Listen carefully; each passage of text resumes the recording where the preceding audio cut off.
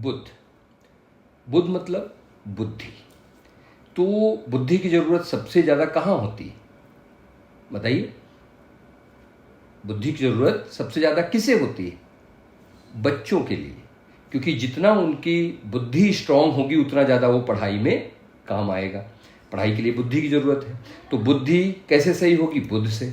तो बुध को अगर हम मजबूत रखते हैं खास करके बच्चों की कुंडली में, तो उनकी पढ़ाई में ये बहुत कारगर सिद्ध होती है। मान लीजिए, देखिए, बुद्धि को किसी का साथ चाहिए, क्योंकि बुध जो होते हैं उनको ज्योतिष में एक बच्चा कहा गया है, जिसको कहते हैं बिन पेदी के लोटा भी कह सकते हैं, जिसके साथ है वैसा व्यवहार ले लेते हैं, उन्हीं का उनको सपोर्ट मिलता है।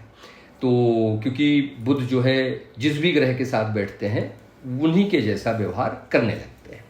तो ये मानिए कि जैसे मैं ये कहूँ कि मान लीजिए कि किसी बच्चे की कुंडली में मंगल के साथ बैठे हुए हैं बुध महाराज। मंगल क्या है? मंगल फिजिकल एनर्जी है।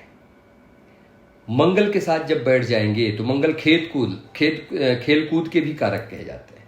तो जब भी वो बच्चा खेल कूद में जुड़ा रहेगा उसकी बुद्धि शार्प होती जाएगी, बढ़ती जाएगी। बहुत लोगों को मैंने देखा क्या हुआ कि जैसे उस बच्चे को पढ़ाई छुड़ा, एग्जाम आने वाला हुआ, तो पता चला क्या किया कि भाई अब तुम ये खेल कूद छोड़ो, पढ़ाई पर ध्यान दो। पता चला जैसे वो खेल कूद छोड़ता है और घर पे बैठता है, और वो क्या होता है? फेल हो जाता है। क्योंकि उसको जो सपोर्ट मिल रहा था मंगल का, जो उसको खेल कूद के द्वारा जो मंगल का सपोर्ट उसकी बुद्धि को स्ट्रांग कर रहा था, शार्प कर रहा था, बढ़ा रहा था, वो क्या हुआ? उनके सपोर्ट ना मिलने से वो क्लास में अपने एग्जाम में फेल हो जाता है।